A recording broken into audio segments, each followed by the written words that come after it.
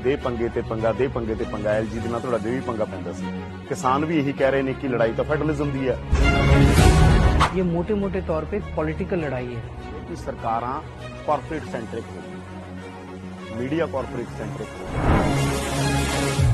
लोकां दी गल है जिहड़ी ਉਹ नहीं करदियां सरकारां, पूंजीपतियां ਨੂੰ फायदे ਦਿੰਦੀਆਂ ਨੇ। ਕੀ ਇਹ ਤੁਸੀਂ ਦਾਅਵਾ ਕਰਦੇ ਹੋ ਕੇਜਰੀਵਾਲ ਸਰਕਾਰ ਤੇ ਮੈਂ ਪੁੱਛਾਂ ਤੁਹਾਡੀ ਸਰਕਾਰ ਕਿਵੇਂ ਉਹਨਾਂ ਤੋਂ ਵੱਖਰੀ ਹੈ? आप इतने सीनियर पत्रकार हो यादविंदर जी, अगर ये कानून MSP वाला आ गया 70 साल के भारत के इतिहास में ये सबसे क्रांतिकारी कानून होगा। किसानों ने बड़ा होके कहा साडा मुल्क आ, साडा गणतंत्र दिवस और ਅਸੀਂ देश ਨੂੰ प्यार करने लगे। ਤੁਹਾਡੀ ਸਰਕਾਰ ਦਿੱਲੀ ਦੇ ਅੰਦਰ ਆ, ਜੇ ਕਿਸਾਨ ਆ ਕੇ ਦਿੱਲੀ ਚ ਡੇਰਾ ਲਾ ਕੇ ਬਹਿ ਜਾਂਦੇ ਨੇ ਤੁਹਾਡਾ ਕੀ? पंजाब का मुख्यमंत्री दिल्ली आया, अमित शाह जी से मिलके चला गया, 2 गल किसानों के साथ भी करके मिलके चला जाते बॉर्डर पे। NIA ने नोटिस जारी ਕੀਤੇ ਆ, ਉਸ ਤੋਂ ਬਾਅਦ ਕਿਉਂਕਿ UAPA ਵੀ ਉਹਦੇ ਵਿੱਚ ਸ਼ਾਮਲ ਹੁੰਦਾਗਾ ਅਗਰ ਇਨਵੈਸਟੀਗੇਸ਼ਨ ਤੋਂ ਬਾਅਦ ਕੋਈ ਹੈ। ਤੁਸੀਂ ਕਿਵੇਂ ਦੇਖਦੇ ਹੋ ਸਾਰੇ ਮਾਮਲੇ ਨੂੰ ਕਿ NIA ਬਹੁਤ ਵੱਡੀ ਏਜੰਸੀ ਹੈ? किसान आंदोलन के नेताओं के खिलाफ पर्चे दर्ज करना, ये तो सारा देश देख रहा है कि गंदी राजनीति चल रही है। इस बार तुसी CM का चेहरा दे रहे हो 2022, पर किसान अंदोलन के दरमियान बहुत बड़े पद्धर के उत्ते ये सवाल उठे कि मीडिया का एक हिस्सा की कर रहा है। मीडिया का एक बड़ा हिस्सा किसान मूवमेंट कुछ हो रहा सी, चल कुछ रहा। समय ऐसा आता है जब पाप का घड़ा बहुत ज्यादा भर जाता है तो फिर जनता खड़ी होती है और फिर सारी चीजों को ठीक करती है। ਤੁਹਾਨੂੰ ਲੱਗਦਾ ਬਾਪ ਦਾ ਘੜਾ ਭਰ एक तरह से ये किसानों का आंदोलन तो उसी तरह का लग रहा है। ਪ੍ਰੋ ਪੰਜਾਬ TV ਤੇ ਤੁਹਾਡਾ ਸਵਾਗਤ ਹੈ। ਮੈਂ ਹਾਂ ਯਾਦਵਿੰਦਰ ਸਿੰਘ। ਦੁਸ਼ਯੰਤ ਕੁਮਾਰ ਨੇ ਕਿਹਾ ਸੀ हंगामा खड़ा करना सिर्फ मेरा मकसद नहीं, कोशिश है कि ये पूरी तस्वीर बदलनी चाहिए। हंगामे नूं लैके सवाल जदों अरविंद केजरीवाल होरी अंदोलन करते सी उदों भी उठते सी ते हुण भी उठते ने। हुण भी किसान कह रहे ने हंगामा असीं इस करके नहीं खड़ा कर रहे कि हंगामा करना है, असीं इस करके यह अंदोलन कर रहे हैं ताकि तस्वीर बदले। और केजरीवाल भी कहते सी कि तस्वीर बदलांगे। साडे नाल ने अरविंद केजरीवाल, गलबात अज उन्हां नाल करांगे कि की स्टैंड है उन्हां दा इन्हां सारे मसलियां दे उत्ते और आम आदमी पार्टी की अगली सियासत की होएगी। कि पंजाब की सियासत वाया किसान अंदोलन अगे जाएगी, तो जे वाया किसान अंदोलन आपकी सियासत अगे जाएगी जां पंजाब की सियासत जाएगी तो आम आदमी पार्टी की रणनीति की होएगी? स्वागत है केजरीवाल साहब प्रो पंजाब TV दे। पहला सवाल मेरा यही कि ਤੁਸੀਂ ਵੀ ਅੰਦੋਲਨ ਕਰਦੇ ਸੀ, ਇਹ ਵੀ ਅੰਦੋਲਨ ਹੋ ਰਿਹਾਗਾ, ਫਰਕ ਕੀ ਹੈਗਾ ਤੁਹਾਡੇ ਅੰਦੋਲਨ ਤੇ ਅੰਦੋਲਨ 'ਚ? ਕੀ ਫਰਕ ਆ ਜਾਂ ਆਪਣੇ ਅੰਦੋਲਨ ਨੂੰ ਕਿਵੇਂ ਦੇਖਦੇ ਹੋ, इस आंदोलन को किवें देख रहे हो? देखो, हर आंदोलन अलग अलग होता है, आंदोलन का तरीका अलग होता है, आंदोलन की मुद्दे अलग होते हैं। वो अलग आंदोलन था, ये अलग आंदोलन है। उसमें भ्रष्टाचार के खिलाफ आंदोलन था जिसमें एक नेता अन्ना हजारे जी ने अगुवाई की थी। ये किसानों का आंदोलन है जिसमें तीनों बिलों को वापस लेने के लिए आंदोलन किया जा रहा है और जिसमें एक तरह से कोई एक नेता नहीं है, जिसमें एक मिली जुली नेतृत्व किसानों के 30-35 संगठन इसका नेतृत्व देश भर से कर रहे हैं। तो अलग अलग आंदोलन होता है, उसकी भी जायज मांगे थी उस आंदोलन की, इस आंदोलन की भी जायज मांगे हैं। ਤੁਹਾਨੂੰ ਕਿਹਾ ਜਾਂਦਾ ਸੀ ਰਾਜਨੀਤੀ ਚ ਆਓ, ਤੁਸੀਂ ਰਾਜਨੀਤੀ ਚ ਆ ਗਏ। ਇਹਨਾਂ ਨੂੰ ਇਹ ਤਾਂ ਨਹੀਂ ਕਿਹਾ ਜਾ ਰਿਹਾ, ਇਹਨਾਂ ਨੂੰ ਕਿਹਾ ਜਾ ਰਿਹਾ ਤੁਸੀਂ ਅੱਤਵਾਦੀ ਹੋ, ਤੁਸੀਂ ਖਾਲਿਸਤਾਨੀ ਹੋ, ਤੁਸੀਂ ਅਰਬਨ ਨਕਸਲ ਹੋ। ਤਾਂ ਕਿਵੇਂ ਦੇਖਦੇ ਹੋ ਇਸ ਗੱਲ ਨੂੰ? ये बड़े दुख की बात है। जो भी सरकारें होती हैं वो सरकारों का सबसे पहला स्ट्रैटेजी रणनीति ये होती है कि आंदोलन को बदनाम कर दो। उन दिनों में जब हम आंदोलन पे बैठे थे हमें भी तरह तरह से बदनाम करने की कोशिश की जाती थी। रोज कभी किसी के खिलाफ कुछ निकालते थे, कभी किसी, आपको याद होगा प्रशांत भूषण के खिलाफ, शांति भूषण के जस्टिस संतोष हेगड़े तक को नहीं छोड़ा था उन दिनों में इन्होंने। अब जब किसान आंदोलन पे बैठे हैं तो कह रहे हैं किसानों का ये तो आतंकवादी हैं, ये तो खालिस्तानी हैं, ये तो देशद्रोही हैं, ये तो चाइना के एजेंट हैं, ये तो पाकिस्तान के एजेंट हैं। तरह तरह से इनको बदनाम करने की कोशिश की जा रही है। मुझे खुशी इस बात की है कि भारतीय जनता पार्टी ने और केंद्र सरकार ने और उनके लोगों ने पूरी कोशिश कर ली, लेकिन उनकी चली नहीं। देश के लोग मान नहीं रहे। देश के लोग जानते हैं कि ये असली किसान है जो कि बॉर्डर पे बैठे हैं, दिल्ली के बॉर्डर पे। और आप खुद सोचो कि इतनी ठंड के अंदर जब हमें अपने घर में रजाई में इतनी ठंड लगती है, वो खुले आसमान के नीचे अगर बैठे हैं और 100 लोगों की शहादत हो चुकी है, तो उनके दिल की तकलीफ तो बहुत बड़ी है। ਕਿਵੇਂ ਦੇਖਦੇ ਹੋ, ਕਿਉਂਕਿ ਤੁਸੀਂ ਰਾਜਾਂ ਦੇ ਅਧਿਕਾਰਾਂ ਦੀ ਲੜਾਈ, ਫੈਡਰਲਿਜ਼ਮ ਦੀ ਲੜਾਈ ਜਿਹਨੂੰ ਕਿਹਾ ਜਾਂਦਾ, ਤੁਸੀਂ ਹਰ ਰੋਜ਼ ਐਲਜੀ ਦੇ ਨਾਲ ਪੰਗਾ, ਤੁਹਾਡਾ ਦੇ ਪੰਗੇ ਤੇ ਪੰਗਾ, ਦੇ ਪੰਗੇ ਤੇ ਪੰਗਾ, ਐਲਜੀ ਦੇ ਨਾਲ ਤੁਹਾਡਾ ਡੇਲੀ ਪੰਗਾ ਪੈਂਦਾ ਸੀ। ਕਿਸਾਨ ਵੀ ਇਹੀ ਕਹਿ ਰਹੇ ਨੇ ਕਿ ਲੜਾਈ ਤਾਂ ਫੈਡਰਲਿਜ਼ਮ ਦੀ ਹੈ, ਸਟੇਟ ਰਾਈਟ ਦੀ ਹੈ, ਸਟੇਟ ਦੇ ਅੰਦਰ ਇੰਟਰਵੈਂਸ਼ਨ ਨਹੀਂ ਕਰ ਸਕਦੀ ਸੀ, ਅਨਕਨਸਟੀਟਿਊਸ਼ਨਲ ਆ। ਤੁਹਾਨੂੰ ਲੱਗਦਾ ਹੈਗਾ ਇਹ ਗੈਰ ਸੰਵਿਧਾਨਕ ਆ? ਤੁਹਾਨੂੰ ਲੱਗਦਾ ਇਹ ਸਾਰੀ ਲੜਾਈ ਅਸੀਂ ਦੇਖ ਰਹੇ ਹਾਂਗੇ ਮਹਾਰਾਸ਼ਟਰ ਦੇ ਅੰਦਰ ਸੀਬੀਆਈ ਐਂਟਰੀ ਦੇ ਉੱਤੇ ਬੈਨ ਲਾਉਂਦੇ ਨੇ ਉਦੋਂ ਠਾਕਰੇ, ਮਮਤਾ ਬੈਨਰਜੀ ਔਰ ਪੂਰੀ ਦੀ ਪੂਰੀ ਲੀਡਰਸ਼ਿਪ ਕਸ਼ਮੀਰ 'ਚ ਇਕੱਠੀ ਹੋ ਜਾਂਦੀ ਹੈ। ਤੁਸੀਂ ਦੇਖ ਰਹੇ ਹੋਗੇ ਕਿ ਕਿਸਾਨ ਅੰਦੋਲਨ ਦੀ ਲੜਾਈ उस पूरी दी पूरी फेडरलिज्म की लड़ाई है जी उहदे नाल जुड़दी है। मैं आपकी बात से सहमत हूं कि ये जो कानून बनाए गए, ये कानून बनाने का अधिकार पूरी तरह से केंद्र सरकार के पास नहीं था। ये अधिकार था राज्य सरकारों के पास। एग्रीकल्चर स्टेट सब्जेक्ट है और स्टेट ही इसके ऊपर कानून बना सकते थे। केंद्र सरकार ने जो कानून बनाए वो गलत कानून बनाए हैं। लेकिन मेरा अपना ये मानना है कि अब इन टेक्निकलिटीज़ में घुसने की बजाय ये मोटे मोटे तौर पे एक पॉलिटिकल लड़ाई है। पॉलिटिकल लड़ाई इस तरह से है कि 70 साल से इस देश के किसान का शोषण किया जा रहा है।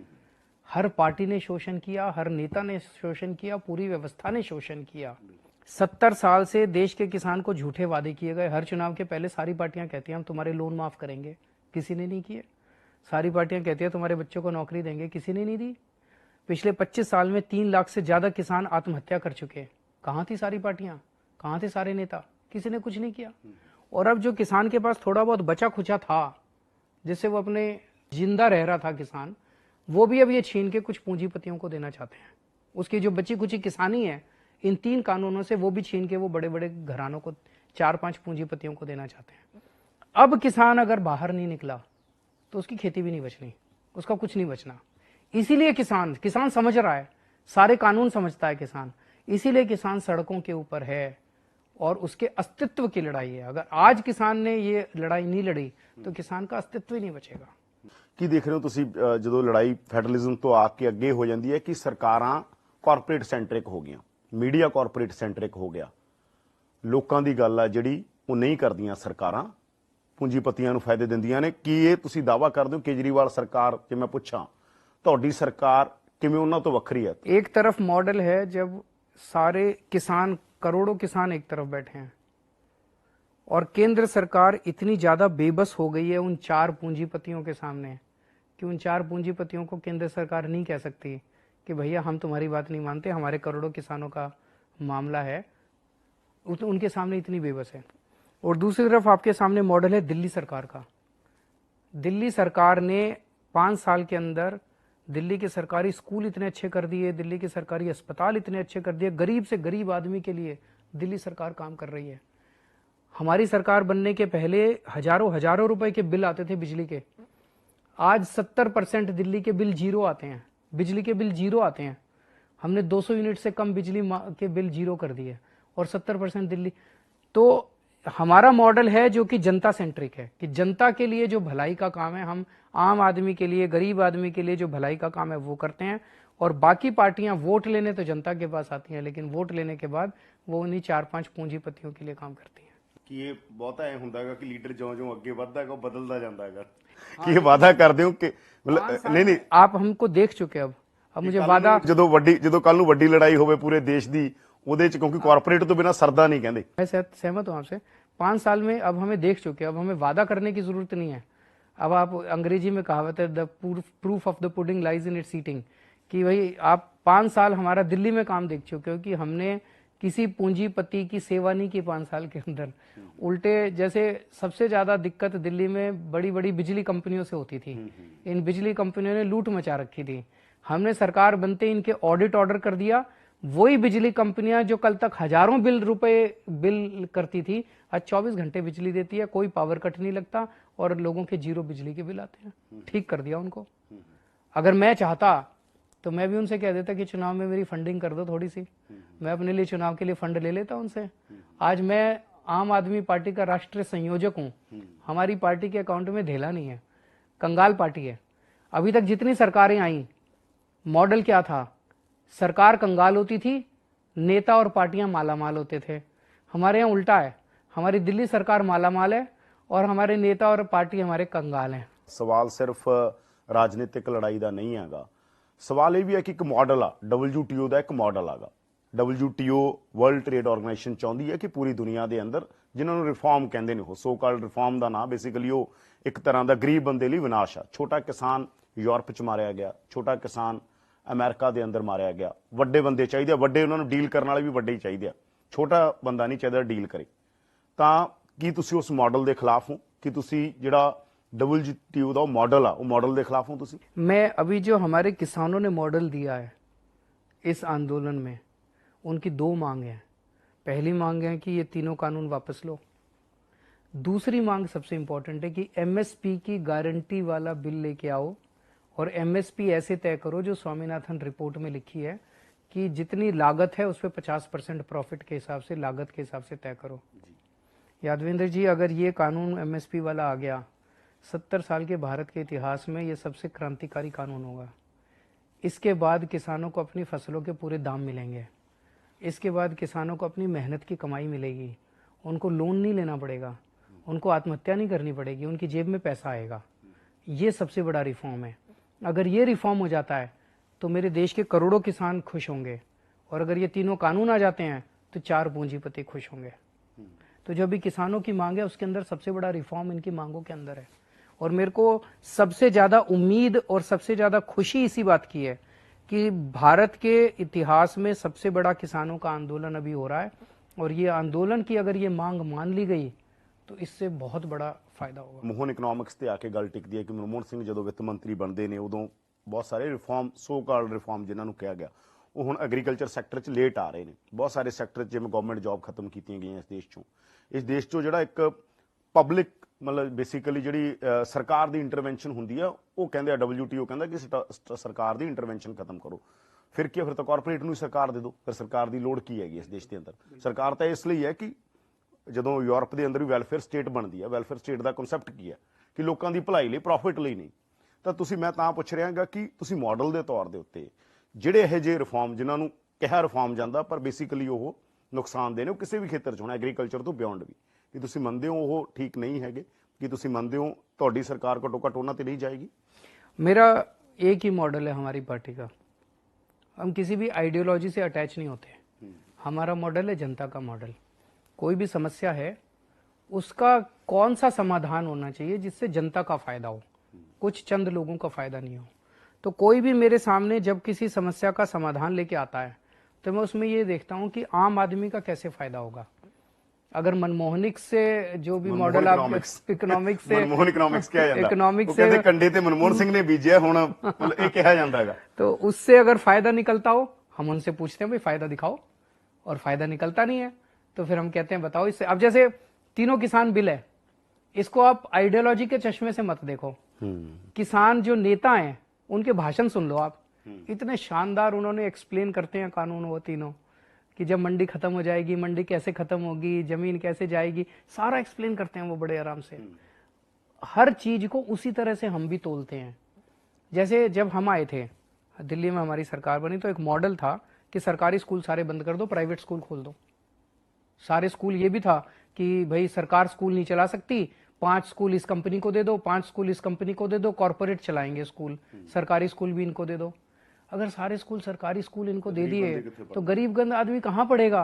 तो एक प्रश्न उठता है, इसका जवाब उनके पास नहीं है। तो हमने दिल्ली के सरकारी स्कूल इतने अच्छे कर दिए, दिल्ली के अंदर के लोग अपने बच्चों को प्राइवेट से निकाल निकाल के सरकारी में भर्ती करा रहे हैं।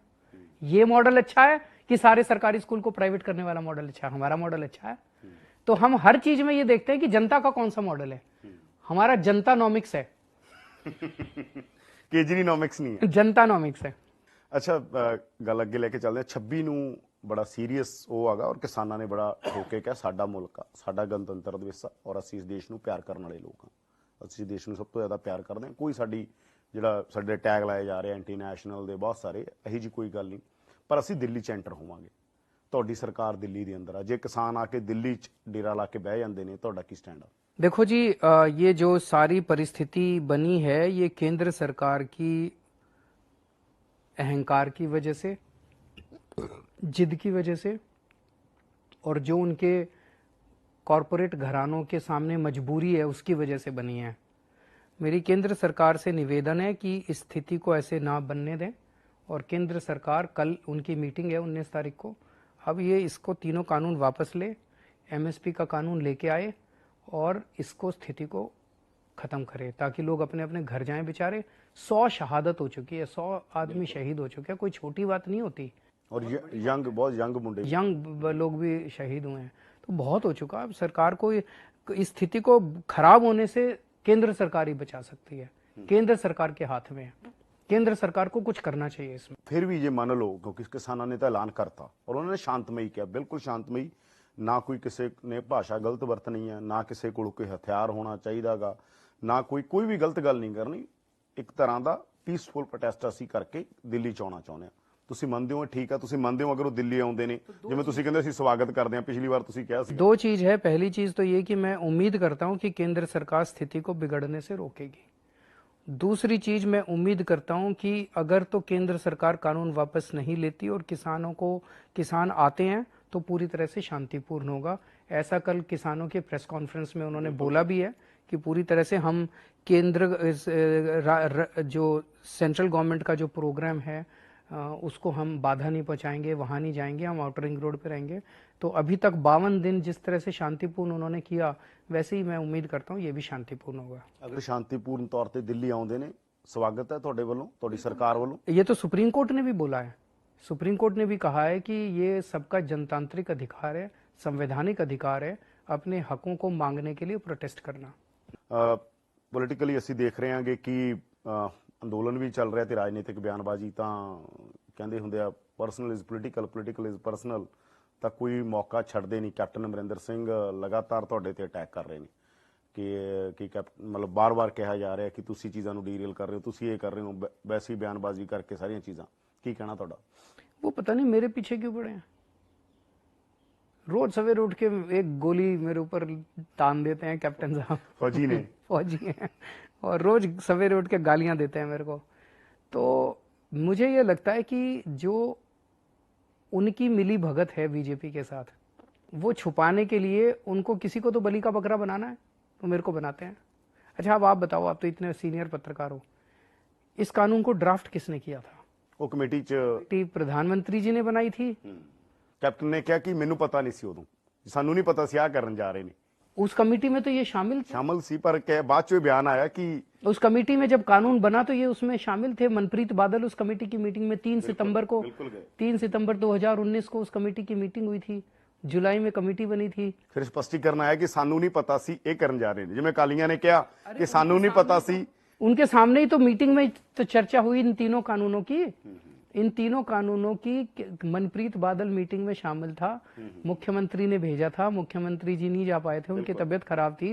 मनप्रीत बादल ने आके बताया होगा ना अपने मुख्यमंत्री को, जी आज मैं गया था, ये तीनों कानून पास हो गए कमेटी में, उसने बताया होगा ना।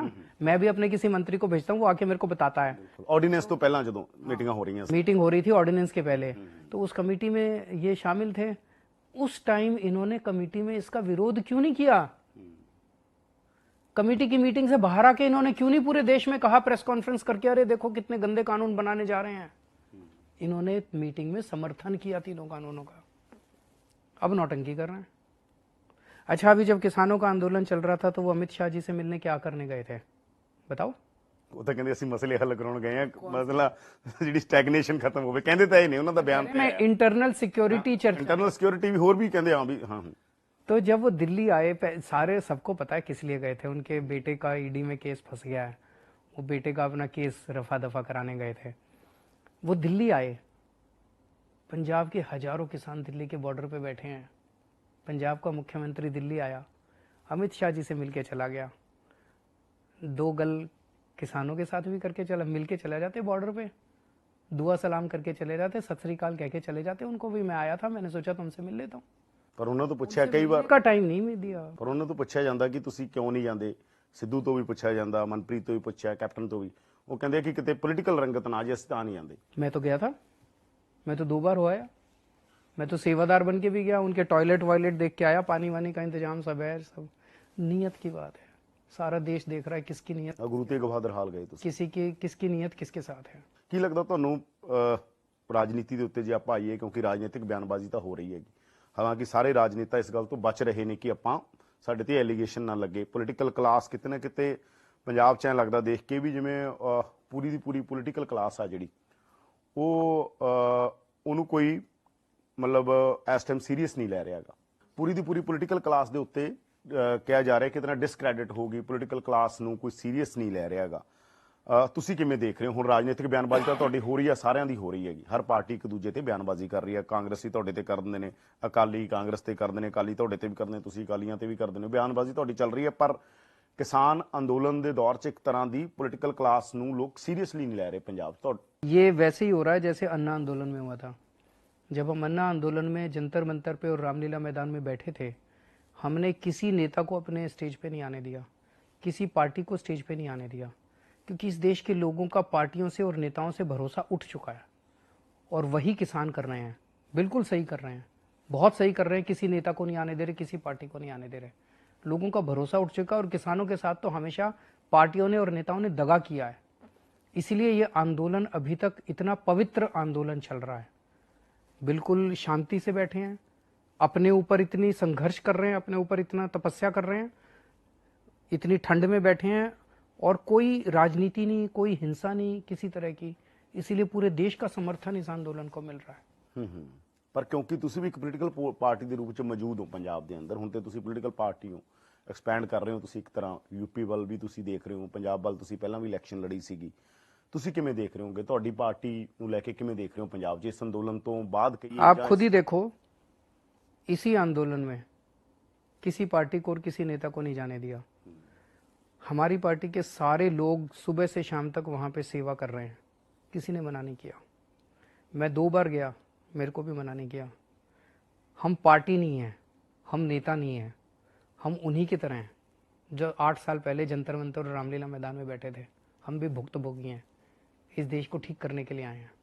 ਕੀ ਲੱਗਦਾ ਤੁਹਾਨੂੰ ਆਉਣ ਵਾਲੇ ਦਿਨਾਂ ਦੇ ਅੰਦਰ ਤੁਸੀਂ ਕਿਵੇਂ ਦੇਖ ਰਹੇ ਹੋਗੇ? ਮਤਲਬ ਕਿਸਾਨ ਅੰਦੋਲਨ ਤੋਂ ਬਾਅਦ ਜੇ ਮੈਂ ਪੁੱਛਾਂ, ਕਿਉਂਕਿ ਇੱਕ ਚਰਚਾ ਗਈ ਕਿ ਇਸ ਕਿਸਾਨ ਅੰਦੋਲਨ 'ਚ, ਹਾਲਾਂਕਿ ਕਿਸਾਨ ਲੀਡਰ ਨਹੀਂ ਕਹਿ ਰਹੇ, ਕਿਸਾਨ ਲੀਡਰ ਕਹਿੰਦੇ ਆ ਸਾਡਾ ਕੋਈ ਅਜੇ ਪ੍ਰੋਗਰਾਮ ਨਹੀਂ, ਮੰਨਿਆ ਜਾ ਰਿਹਾ ਕਿ ਹੋ ਸਕਦਾ ਇਸ 'ਚੋਂ ਕੋਈ ਪੋਲੀਟੀਕਲ ਪਾਰਟੀ ਨਿਕਲਿਆ ਹੋਵੇ, ਕਿਸਾਨ ਅੰਦੋਲਨ 'ਚੋਂ ਕੋਈ ਪੋਲੀਟੀਕਲ ਪਾਰਟੀ ਨਿਕਲੇ।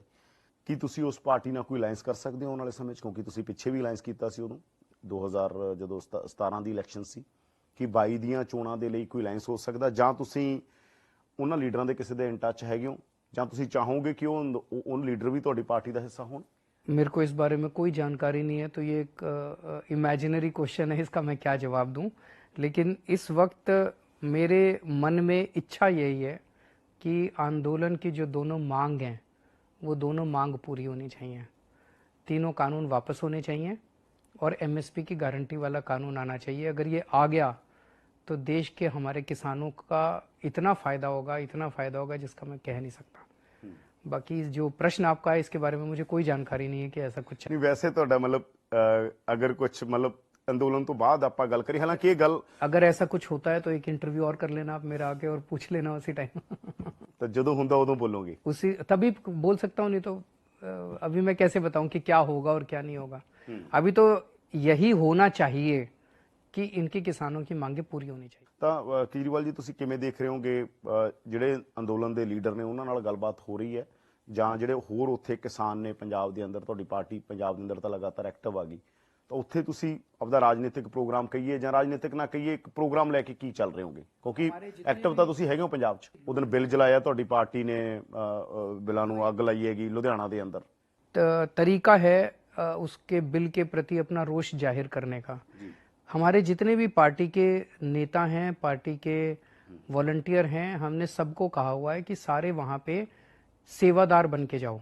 कोई पार्टी का झंडा नहीं लेना, कोई पार्टी का नाम नहीं लेना, कोई पार्टी की नारे नहीं लगाने।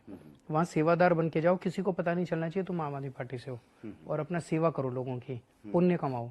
बोला भी सबसे बड़ी देशभक्ति यही है, किसानों की सेवा करना।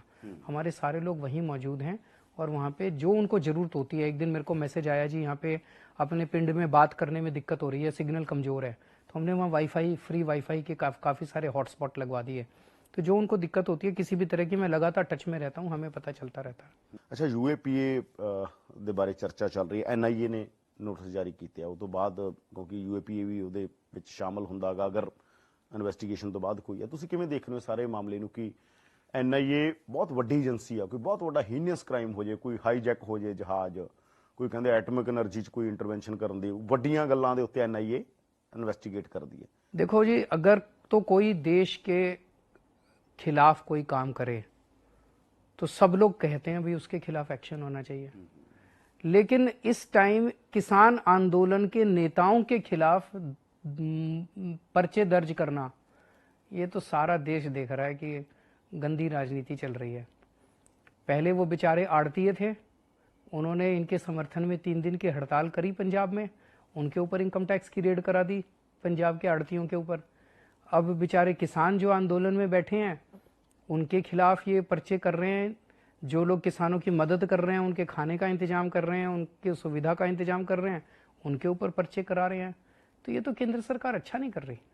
ਕਿਉਂਕਿ ਤੁਹਾਡਾ ਤਾਂ ਵਾਹ ਰਿਹਾ, ਮੈਂ ਤਾਂ ਕਹਿਣਾ ਕਿ ਜਦੋਂ ਤੁਸੀਂ ਅੰਦੋਲਨ ਕਰਦੇ ਸੀ ਬਹੁਤ ਸਾਰੀਆਂ ਚੀਜ਼ਾਂ ਉਦੋਂ ਵੀ ਵਾਪਰ ਰਹੀਆਂ ਸੀ, ਤੁਹਾਨੂੰ ਲੱਗਦਾ ਹੈ ਪੋलिटिकल मोटिवेटेड आ ਜਾਂ ਤੁਹਾਨੂੰ ਲੱਗਦਾ ਕੋਈ फैक्टर? उन टाइम में कांग्रेस जो थी वो भी यही करती थी, आंदोलन को बदनाम करने के लिए सब कुछ करते थे।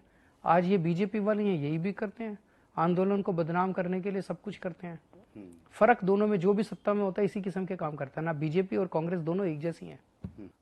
ਇੱਕ ਚਰਚਾ ਪਿਛਲੇ ਦਿਨਾਂ 'ਚ ਰਾਘਵ ਚੱਡਾ ਹੋਰਾਂ ਨੂੰ ਸਵਾਲ ਹੋਇਆ ਸੀ ਜਦੋਂ ਗਏ ਸੀਗੇ ਕਿ ਪਿਛਲੀ ਵਾਰ ਤੁਹਾਡੀ ਸਭ ਤੋਂ ਵੱਡੀ ਗਲਤੀ ਇਹ ਮੰਨਦੇ ਆ ਲੋਕ ਪੋਲੀਟੀਕਲ ਕਿ ਸੀਐਮ ਦਾ ਚਿਹਰਾ ਨਹੀਂ ਦਿੱਤਾ ਸੀਗਾ ਪਾਰਟੀ ਨੇ। ਆਮ ਆਦਮੀ ਪਾਰਟੀ ਅਗਰ ਸੀਐਮ ਦਾ ਚਿਹਰਾ ਦਿੰਦੀ, ਇਹ ਕਿਹਾ ਜਾਂਦਾ ਕਿ ਸ਼ਾਇਦ ਕੋਈ ਤਸਵੀਰ ਹੋਰ ਹੁੰਦੀ। इस बार तुसी सीएम ਦਾ ਚਿਹਰਾ ਦੇ ਰਹੇ होंगे 2022 ਲਈ? अभी किसान आंदोलन चल रहा है और हमारा पूरा फोकस किसान आंदोलन पे है।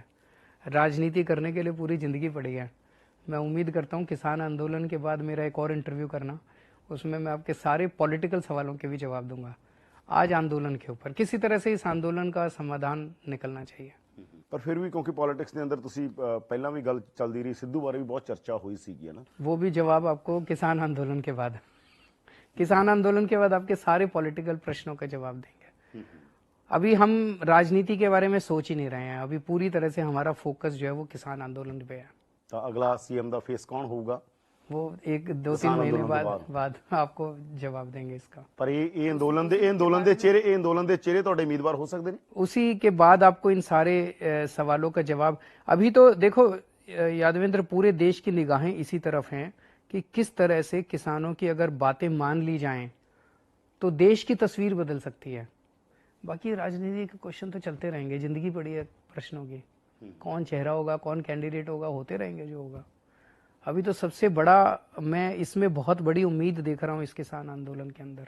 ਅੱਛਾ, ਮੈਂ ਵੈਸੇ ਹੀ ਪੁੱਛਾਂ ਕਿਉਂਕਿ ਤੁਸੀਂ ਵੀ ਅੰਦੋਲਨ 'ਚ ਰਹੇ ਹੋ, ਉਹ ਵੀ ਅੰਦੋਲਨ 'ਚ ਬੈਠੇ ਨੇ, ਫਰਕ ਕੀ ਹੁੰਦਾ ਹੈਗਾ ਅੰਦੋਲਨ ਤੇ ਰਾਜਨੀਤੀ 'ਚ? ਕੀ ਫਰਕ ਹੁੰਦਾ ਹੈਗਾ ਜਦੋਂ ਤੁਸੀਂ ਅੰਦੋਲਨ ਸੀ ਤੇ ਜਦੋਂ ਹੁਣ ਤੁਸੀਂ ਰਾਜਨੀਤੀ 'ਚ ਹੋ, ਸਰਗਰਮ ਰਾਜਨੀਤੀ 'ਚ? ਉਦੋਂ ਤੁਸੀਂ ਅੰਦੋਲਨ ਸੀ, ਜਦੋਂ ਤੁਸੀਂ ਫੁੱਲ ਟਾਈਮ ਐਕਟਿਵਿਸਟ ਸੀਗੇ, ਹੁਣ ਤੁਸੀਂ ਫੁੱਲ ਟਾइम पॉलिटिशियन हो, ਕੀ फर्क ਹੁੰਦਾ है? अभी सरकार में रहते हुए आपको कई सारे काम करने की और जनता की सेवा करने की मौके मिलते हैं, निर्णय लेने के मौके मिलते हैं। आंदोलन में जब आप बैठते हो तो आप 1 या 2 मांग जो होती हैं उन मांगों को संघर्ष करने के लिए, सरकार से मनवाने के लिए बैठते हो। दोनों का अपना अपना रोल है। ਕਿਉਂਕਿ ਜਰਨੀ ਨੂੰ ਐ ਦੇਖਿਆ ਜਾਂਦਾ ਨਾ ਕਿ ਜਿਹੜਾ ਬੰਦਾ ਅੰਦੋਲਨ ਕਰਦਾ ਉਹ ਬਹੁਤ ਜ਼ਿਆਦਾ ਚੀਜ਼ਾਂ ਨੂੰ ਸਮਝਣ ਲੱਗ ਜਾਂਦਾਗਾ, ਉਹ ਸਮਝਦਾ एक फायदा ये हुआ हमारा आंदोलन का, और चूंकि हम तो एक आम आदमी के बैकग्राउंड से आते हैं, कि एक आम आदमी की परेशानी पता है। आज इस देश के नेता का तो बिजली का बिल माफ है, इस देश का जो नेता और एमएलए एमपी वगैरह होते हैं उनके पता नहीं 3,000-4,000 यूनिट महीने के ऐसे कुछ माफ होते हैं, मेरे को एग्जैक्टली नहीं पता। लेकिन जो एक आम आदमी है उसका तो बेचारे का जो महीने में बिजली का बिल आता है उसकी तो तकलीफ होती है ना। जो नेता है उनके बच्चे तो बड़े बड़े प्राइवेट स्कूलों में भर्ती हो जाते हैं, उसको क्या पता सरकारी स्कूलों का क्या हाल है। आम आदमी को तो पता है ना सरकारी स्कूलों का क्या हाल है। तो चूंकि हम उस बैकग्राउंड से आए, हमें एक आम आदमी का दर्द पता था, इसीलिए हमने उन सारी चीज़ों पे काम किया जो एक आम आदमी रोज़मर्रा की ज़िंदगी में झेलता है। ਇੱਕ ਗੱਲ ਜਿਹੜੀ ਤੁਸੀਂ ਕਹੀ ਸੀਗੀ, ਕਿਉਂਕਿ ਬਾਰ-ਬਾਰ ਇਸ ਗੱਲ ਦਾ ਜ਼ਿਕਰ ਬਹੁਤ ਸਾਰੇ ਲੀਡਰਾਂ ਨੇ ਕੀਤਾ, ਹਰ ਬੰਦੇ ਨੇ ਕਿਹਾ ਕਿ ਅਸੀਂ ਸਭ ਤੋਂ ਵੱਧ ਕੀਤਾ ਕਿਸਾਨ ਅੰਦੋਲਨ ਦੇ ਲਈ। ਅਸੀਂ, ਕਿਸੇ ਨੇ ਕਿਹਾ ਅਸੀਂ ਸੇਵਾ ਕੀਤੀ, ਕਿਸੇ ਨੇ ਕਿਹਾ ਅਸੀਂ ਬਿੱਲ ਪਾਸ ਕੀਤੇ, ਕੈਪਟਨ ਅਮਰਿੰਦਰ ਸਿੰਘ ਨੇ ਕਿਹਾ ਵਿਧਾਨ ਸਭਾ ਦੇ ਅੰਦਰ ਅਸੀਂ ਬਹੁਤ ਕਮਾਲ ਦੀ ਗੱਲ ਕਰਤੀ। ਇਹ ਗੱਲ ਕੈਪਟਨ ਅਮਰਿੰਦਰ ਸਿੰਘ ਦੀ ਸਟੇਟਮੈਂਟ ਬਾਰ-ਬਾਰ ਆਉਂਦੀ ਹੈ। ਈਡੀ ਵਾਲੀ ਗੱਲ ਦੇ ਉੱਤੇ ਵੀ ਕੈਪਟਨ ਨੇ ਕਿਹਾ ਕਿ ਜੀ ਮੇਰੇ ਤੇ ਕਾਰਵਾਈ ਕਰਨੀ ਹੈ ਕਰ ਦਿਓ, ਮੈਂ ਤਾਂ ਕਿਸਾਨਾਂ ਦੇ ਨਾਲ ਖੜਾਂਗਾ। ਤੁਹਾਨੂੰ ਕੀ ਲੱਗਦਾ? देखो जी, जनता देख रही है, मैं क्यों बोलूं किसी के खिलाफ कुछ। जनता को पता है कौन ठीक है कौन गलत है।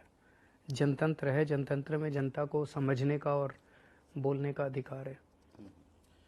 ਇੱਕ ਪਿਛਲੇ ਦੌਰ 'ਚ ਕਾਫੀ ਜ਼ਿਆਦਾ ਸਵਾਲ ਆ ਜਿਹੜੇ ਉਹ ਮੀਡੀਆ ਨੂੰ ਲੈ ਕੇ, ਮੀਡੀਆ ਦੀ ਕ੍ਰੈਡੀਬਿਲਿਟੀ ਨੂੰ ਲੈ ਕੇ ਕੇਜਰੀਵਾਲ ਸਾਹਿਬ ਕਾਫੀ ਜ਼ਿਆਦਾ ਉੱਠੇ ਪਿਛਲੇ ਦੌਰ ਦੇ ਅੰਦਰ। ਅਸੀਂ ਦੇਖਿਆ ਕਿਸਾਨ ਅੰਦੋਲਨ 'ਚ ਵੈਸੇ ਤਾਂ ਬਹੁਤ ਸਾਰੀਆਂ ਮੂਵਮੈਂਟਸ ਹੋਇਆ, ਪਰ ਕਿਸਾਨ ਅੰਦੋਲਨ ਦੇ ਦਰਮਿਆਨ ਬਹੁਤ ਵੱਡੇ ਪੱਧਰ ਦੇ ਉੱਤੇ ਇਹ ਸਵਾਲ ਉੱਠੇ ਕਿ ਮੀਡੀਆ ਦਾ ਇੱਕ ਹਿੱਸਾ ਕੀ ਕਰ ਰਿਹਾ। ਮੀਡੀਆ ਦਾ ਇੱਕ ਵੱਡਾ ਹਿੱਸਾ किसान मूवमेंट कुछ हो रहा सी, चल कुछ रहा सी, की कहना ਤੁਹਾਡਾ? ये बड़े दुख की बात है। पिछले दो चीजें हो रही हैं। एक तो मीडिया का एक हिस्सा ऐसा है जो कि बढ़ चढ़ के सरकार के साथ रल मिल गया है। अगर आप सरकार के साथ ही रल मिल जाओगे तो फिर जनता की आवाज कौन उठाएगा? अगर सरकार कुछ गलत काम करेगी तो उसके खिलाफ आवाज कौन उठाएगा? फिर जनता को सच्चाई कौन दिखाएगा? दूसरा हिस्सा एक ऐसा भी है जिसको सरकार जो है बदमाशी करके उनका हाथ मरोड़ने की कोशिश करती है, तो वो बेचारा डर के मारे वो दूसरा हिस्सा जो है वो डर जाता है और फिर वो मजबूरी में। और एक तीसरा हिस्सा है जो इन दोनों बातों से हटके अभी भी मजबूती से खड़ा है। कुछ चंद लोग हैं अभी भी मजबूती से खड़े हैं, लड़ रहे हैं, मर रहे हैं, कट रहे हैं बेचारे। तो तीनों हैं। पर ये दुख की बात है कि काफी ज्यादा इस टाइम मीडिया चाहे मर्जी से चाहे मजबूरी में आम आदमी की बात दिखाने में हिचकिचाता है, डरता है, संकोच करता है, सरकार के साथ रल मिल जाता है। ਤੁਹਾਨੂੰ ਲੱਗਦਾ ਕਿਉਂਕਿ ਇਹ ਸਵਾਲ ਉੱਠਦੇ ਨੇ ਬਾਰ-ਬਾਰ ਕਿ ਇੰਸਟੀਟਿਊਸ਼ਨ ਬਹੁਤ ਵੱਡੀ ਚੀਜ਼ ਹੁੰਦੇ ਨੇ।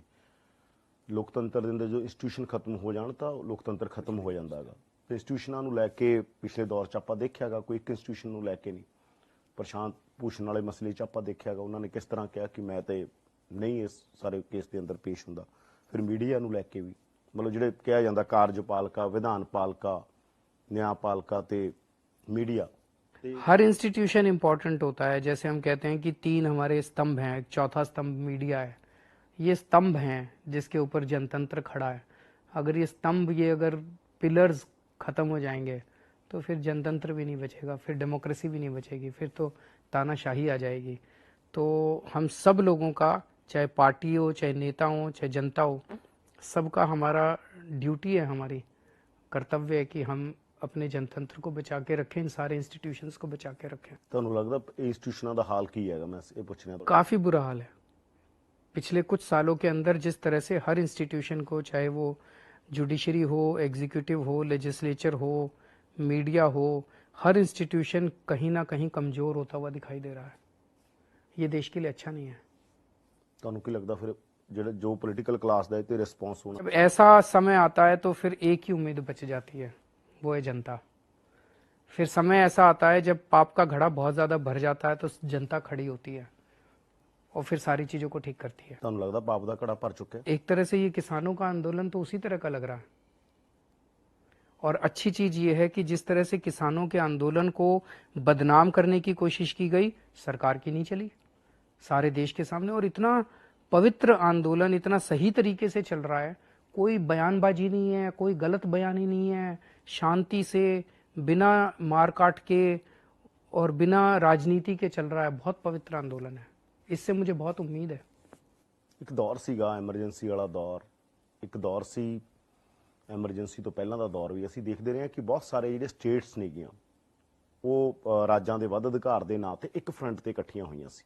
ਸਾਊਥ ਦੀਆਂ ਬਹੁਤ ਸਾਰੀਆਂ ਸਟੇਟਸ, ਪੰਜਾਬ ਚੋਂ ਉਦੋਂ ਪ੍ਰਕਾਸ਼ ਸਿੰਘ ਬਾਦਲ ਮੋਹਰੀ ਹੁੰਦੇ ਸੀ ਉਹਨਾਂ ਦੇ ਨਾਂ ਦੇ ਅੰਦਰ ਬਹੁਤ ਸਾਰੀਆਂ ਸਟੇਟਸ ਨੇ ਸੈਂਟਰ ਤੋਂ ਲੱਗਦਾ ਸੀ ਉਹਨਾਂ ਨੂੰ ਕਿ ਡੀਸੈਂਟਰਲਾਈਜੇਸ਼ਨ, ਜਿਹੜਾ ਮਹਾਤਮਾ ਗਾਂਧੀ ਬਾਰ-ਬਾਰ ਜ਼ਿਕਰ ਕਰਦੇ ਆ ਕਿ ਅਗਰ ਲੋਕਤੰਤਰ ਦੀ ਅਮੀਰੀ ਡੀਸੈਂਟਰਲਾਈਜੇਸ਼ਨ 'ਚ ਆ, ਸੈਂਟਰਲਾਈਜੇਸ਼ਨ 'ਚ ਨਹੀਂ ਹੈ ਜੀ, ਕੇਂਦਰੀਕਰਨ 'ਚ ਨਹੀਂ ਆ, ਵਿਕੇਂਦਰੀਕਰਨ 'ਚ ਆ। ਤੁਹਾਨੂੰ ਲੱਗਦਾ ਆਉਣ ਵਾਲੇ ਦਿਨਾਂ 'ਚ ਰਾਜਨੀਤੀ ਇਸ ਤਰ੍ਹਾਂ ਦਾ ਕੋਈ ਮੋੜ ਕਿ ਜੰਮੂ ਕਸ਼ਮੀਰ 'ਚ ਧੁਰ ਵਿਰੋਧੀ ਪਾਰਟੀਆਂ ਇੱਕ ਫਰੰਟ ਤੇ ਇਕੱਠੀਆਂ ਹੋ ਗਈਆਂ, ਮਹਿਬੂਬਾ ਮੁਫਤੀ ਤੇ ਅਬਦੁੱਲਾ ਜੀ, और ਤੁਹਾਨੂੰ ਲੱਗਦਾ ਪੂਰੇ ਦੇਸ਼ ਦੇ ਅੰਦਰ ਇਹ ਸਮੀਕਰਨ ਬਣ ਰਹੇ ਨੇ? अगर आने वाले समय में ऐसे बनते हैं तो देखते हैं क्या होगा, तो देखते हैं क्या होगा। समीकरण देश भर में बनते हुए तो ਇਹ ਕਿਸਾਨ ਅੰਦੋਲਨ ਤੋਂ ਪਹਿਲਾਂ ਹੀ ਗੱਲ ਕਰ ਰਹੇ ਹਾਂ ਕਿ ਲੋਕਾਂ ਨੂੰ ਲੱਗਦਾ ਕਿ ਸ਼ਾਇਦ ਮੋਦੀ ਸਰਕਾਰ ਬਹੁਤ ਸੈਂਟਰਲਾਈਜੇਸ਼ਨ ਕਰ ਰਹੀ ਹੈ ਚੀਜ਼ਾਂ ਦਾ। ਆਪਣੇ ਤਰੀਕੇ ਦੇ ਨਾਲ ਚੱਲ ਰਹੀ ਹੈਗੀ ਤਾਂ ਉਹਦੇ ਚ ਆਪਾਂ ਦੇਖੋ ਮਤਲਬ मुझे ये लगता है कि अभी राजस्थान जन जागरण करने की ज्यादा जरूरत है। ऐसा हो रहा है, ਫਰੰਟ ਤੇ ਇਕੱਠੇ ਹੋਣ ਨਾਲ ਨਹੀਂ ਕੁਝ ਬਣਨਾ। ऐसा हो रहा है, ये सच्चाई है। लेकिन क्या आम आदमी इसको महसूस कर रहा है? अभी मेरे को ऐसा लगता नहीं है। अगर आम आदमी महसूस करता तो 2019 में इस बहुमत से सरकार ना आती। तो अभी जन जागरण करके जनता को ये बताना कि ऐसा हो रहा है और देश के इंस्टीट्यूशंस के ऊपर खतरा मंडरा रहा है, जनतंत्र के ऊपर खतरा मंडरा रहा है, अभी जनता को भी ये बताना और उनको एहसास कराना ज्यादा जरूरी है। जब तक जनता नहीं, पॉलिटिकल पार्टी क्या है? पॉलिटिकल पार्टी तो एक जरिया है। जब तक जनता नहीं खड़ी होगी कोई पार्टियां बहुत कुछ कर नहीं पाएंगी। जनता को ये एहसास दिलाना, उनको महसूस कराना, ये ज्यादा जरूरी है। और जिस दिन जनता खड़ी होगी ये पार्टियां छोटी पड़ जाती हैं।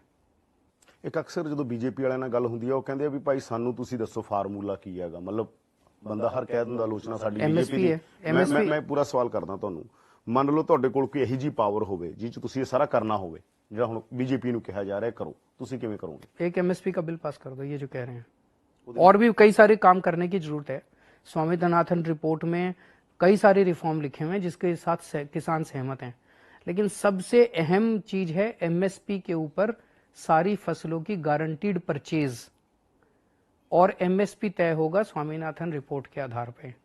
ये सबसे क्रिटिकल है, ये पास कर दो। देखो ਪਰ ਉਹ ਕਹਿੰਦੇ ਗਵਰਨਮੈਂਟ ਤੇ ਕਰਜ਼ਾ ਇੰਨਾ ਵੱਡਾ ਹੈਗਾ, ਮਤਲਬ ਬੀਜੇਪੀ ਵਾਲੇ ਹੁਣ ਤੱਕ ਕਹੀ ਜਾਂਦੇ ਜਿਵੇਂ ਕੈਪਟਨ ਕਹਿੰਦੇ ਜੀ ਅਕਾਲੀ ਕਰਜ਼ਾ ਛੱਡ ਗਏ, ਅਕਾਲੀ ਕਹਿੰਦੇ ਸੀ ਕੈਪਟਨ ਕਰਜ਼ਾ ਛੱਡ ਗਏ।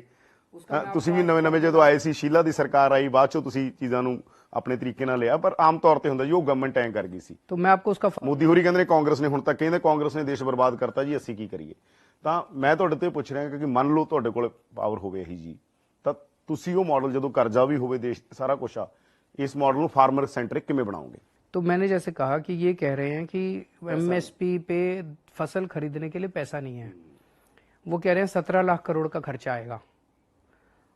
तो 17 लाख करोड़ जब सरकार खर्च करेगी तो किसान उसको बदले में फसल देगा, तो सरकार उस फसल को बेचेगी, तो 17 लाख करोड़ तो वापस आ जाएगा। तो हो सकता है 17 लाख करोड़ का 18 लाख करोड़ भी आ जाए, हो सकता है 17 लाख करोड़ का 16 लाख करोड़ भी आ जाए। तो फायदा भी हो सकता है, थोड़ा बहुत नुकसान भी हो सकता है। तो एक साल में फायदा हो जाएगा, एक साल में नुकसान हो जाएगा, बराबर हो जाएगा। तो सरकार का खर्चा कहाँ हुआ? पर मान लो सरकार का 1.5 लाख करोड़ रुपए खर्चा हो भी गया, इन्होंने 8 लाख करोड़ रुपए के बड़े बड़े घरानों क्या खत्म होती हो, उनकी जिंदगी बन जाए, तो ये तो फायदे का सौदा है। ਤਾਂ ਕਿਸਾਨਾਂ ਦੇ ਲਈ ਇਹ ਪ੍ਰੈਕਟਿਸ ਦੇ ਅੰਦਰ ਤੁਹਾਨੂੰ ਲੱਗਦਾ ਆਰਾਮ ਨਾਲ ਹੋ ਸਕਦਾ ਹੈ? मैंने आपको मॉडल बता दिया, हो सकता है।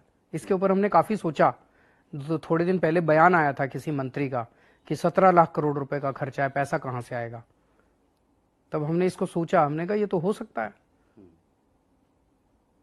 ਕੀ ਲੱਗਦਾ ਕਿ ਮਤਲਬ ਆਉਣ ਵਾਲੇ ਸਮੇਂ ਦੇ ਅੰਦਰ ਇਹ ਚੀਜ਼ਾਂ ਦਾ ਪ੍ਰੈਸ਼ਰ ਬਿਲਡ ਹੋਊ ਸਰਕਾਰ ਦੇ ਉੱਤੇ?